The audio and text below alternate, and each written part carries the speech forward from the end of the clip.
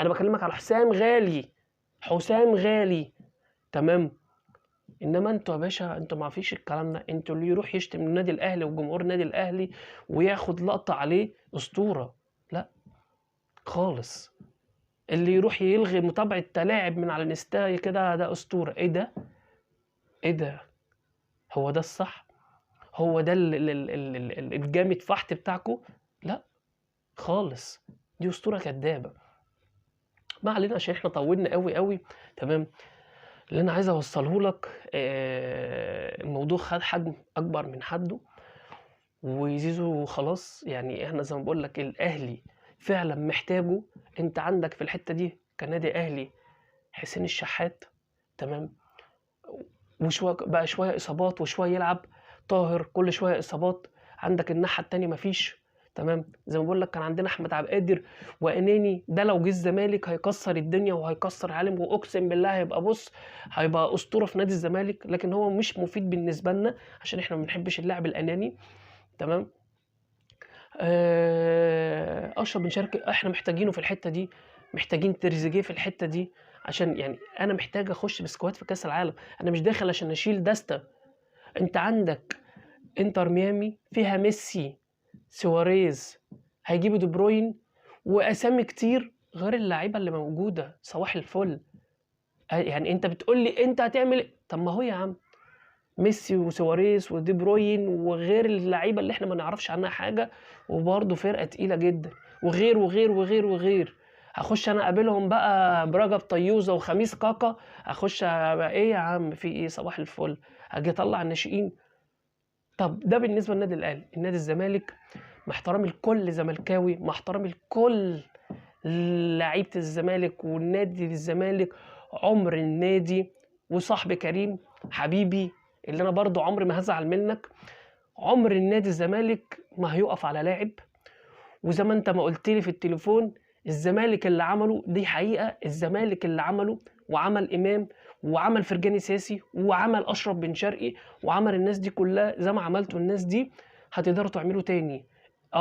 الدنيا واقعه واللعيبه تقدر تقوم تاني.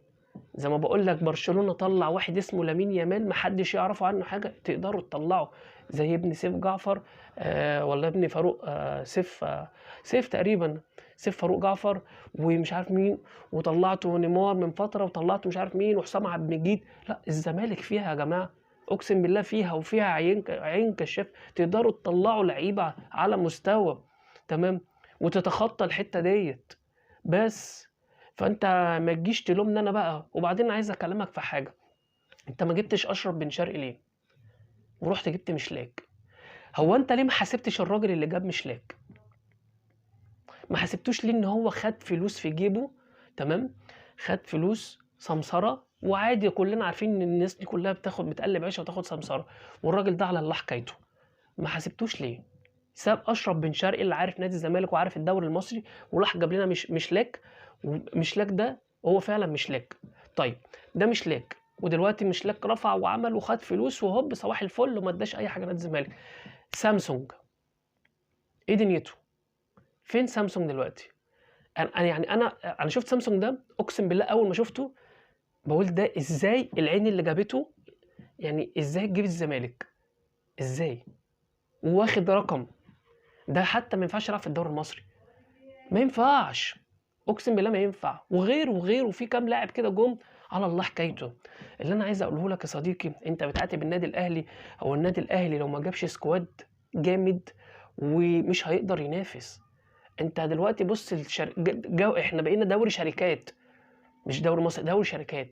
بص زد، فيوتشر، فاركو، بنك الاهلي، كل الفرق ديت، وطبعا فوق بيراميدز، كل الفرق دي معاها فلوس وبتجيب لعيبه صباح الفل. كل ده فيه فلوس، مش زي زمان كانت النوادي اللي هي بتاع الجماهيريه الفلوس على القد وبتاع. لا ده بالعكس، كله معاه فلوس، كله بيجيب لعيبه، كله عايز ياخد الدوري، كله عايز ينافس في دوري ابطال افريقيا والكونفدراليه، فاهمني، وينافس النادي الاهلي ويبيع للنادي الاهلي ويكسب من وراه ويبيع لميراميدز.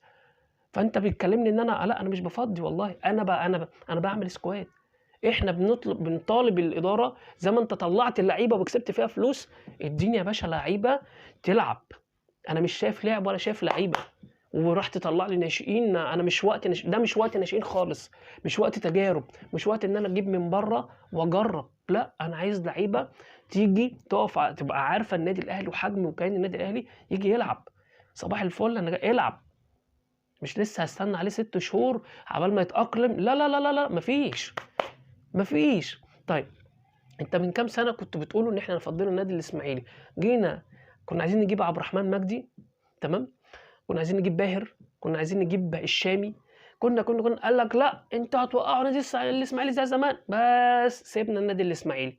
طيب اللعيبه دي فين؟ بيراميدز، الله ينور عليك، جميل قوي. اللعيبه دي بتلعب؟ لا. ليه؟ طيب تعالى بص تاني، في شويه حلوين كده مش عارف زلاكا ومين في بيراميدز، مع ان بيراميدز فيها سكواد، اقسم بالله سكواد. اللعبه دي كلها فين؟ في التلاجة، محطوطه في التلاجة. عارف انت، خايفين تحمض. ليه؟ لان لو طلعت الاهلي هياخدها. لا، انا مش هدي الاهلي ولا هفيد الزمالك، وصلت؟ لا، انا احط في التلاجة عندي لحد ما يخللوا، ولما يكبروا بقى كده ويعفنوا ابقى اطلعهم بره، العب ماتشين 3. لا خلاص انا مش محتاجك، والاهلي كده مش محتاجك برضو، انت خلاص انت عفنت، روح بقى العب بقى في بلديه المحله بقى، ولا في الترسانه، ولا في مزارع دينا. يا راجل يا طيب، انت بتلومني بتقول لي انت بتعمل كباري. انا جيت عشان اجيب رسمي ابراهيم عادل من بيراميدز، قال لك لا، وقالوا للاعب لا. اللاعب قال لك انا عايز اروح، انا نفسي العب في النادي الاهلي، وبياخد اهو فلوس كتير من نادي بيراميدز، خلاف بقى نادي الزمالك بياخد فلوس. قال لك انا عايز العب في النادي الاهلي، قالوا له لا مش هتروح. ليه؟ اصل انت مش